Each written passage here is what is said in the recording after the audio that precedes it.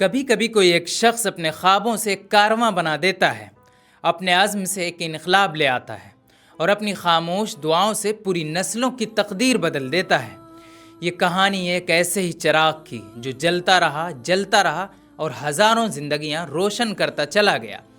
یہ ہے مولانا محمد غلام واسطانی رحمۃ اللہ علیہ کی کہانی۔ 1 جون 1950 گجرات کی مٹی نے ایک ہیرے کو جنم دیا، ایک ایسے نازک وجود کو جس کی پیشانی پر علم کی روشنی اور دل میں امت کی تڑپ تھی۔ قرآن پاک حفظ کیا اور دین کی ابتدائی علوم میں مہارت حاصل کی، لیکن ان کی نظر صرف ماضی پر نہیں مستقبل پر بھی تھی، ایک روشن تعلیم یافتہ خوددار امت کا مستقبل۔ مظاہر العلوم سہارنپور کے سایہ تلے انہوں نے نہ صرف دینی علوم حاصل کی بلکہ فہم، تدبیر اور بصیرت بھی سیکھا۔ پھر جدید تعلیم کا دامن تھاما اور MBA مکمل کیا، کیونکہ وہ جانتے تھے علم صرف ممبر پر نہیں معاشرے کی رگوں میں دوڑنے والی روح ہونا چاہیے۔ 1979 عقل کنواں کی ویران زمین پر انہوں نے ایک بیج بویا، ایک مدرسہ صرف 6 طلبہ سے، لیکن ارادہ پہاڑ سے بھی بلند تھا۔ آج وہی مدرسہ علم کا ایک گلشن ہے، جہاں دین اور دنیا ایک ساتھ سانس لیتے ہیں۔ یہ صرف درسگاہ نہیں ہے، یہ مولانا کا خواب ہے جو سانس لے رہا ہے، جن کی دعاؤں نے اینٹ کو علم کی روشنی میں پرو دیا۔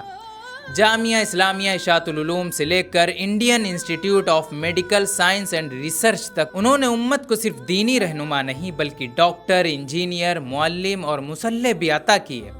ہر ادارہ، ہر مسجد، ہر کلاس روم ان کی محبت، ان کی فکر کا عکس ہے۔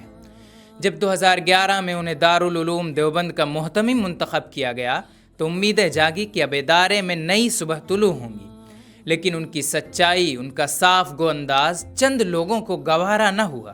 وہ منصب چھن گیا، لیکن جو رب کے لیے کام کرے اسے کوئی محروم نہیں کر سکتا۔ وہ واپس اپنے میدان میں لوٹے، جہاں کوئی تعصب نہ تھا، صرف خدمت تھی، خلوص تھا اور علم تھا۔ 4 مئی 2025 کو وہ چراغ بجھ گیا جس نے اندھیروں کو مات دی تھی، لیکن شخصیتیں مرتی ہیں، مشن نہیں۔ وہ آج بھی زندہ ہیں، ہر اس بچے کے قلم میں، ہر نمازی کی صف میں، ہر اس ماں کی آنکھوں میں جو اپنے بیٹے کو حافظ یا ڈاکٹر بنتے دیکھنا چاہتی ہیں۔ مولانا واسطانی کہا کرتے تھے، قوموں کی تقدیر مسجدوں سے نہیں، مدارس سے نہیں، صرف نیت اور علم سے بنتی ہے۔ وہ علم کا مجاہد تھا، وہ اخلاص کا پیکر تھا، اور وہ امت کے لیے رب کی طرف سے بھیجا گیا ایک تحفہ تھا۔ اللہ ان کی قبر کو جنت کا باغ بنائے اور ان کے لگائے ہوئے پودے تا قیامت پھلتے پھولتے رہیں۔ آمین یا رب العالمین۔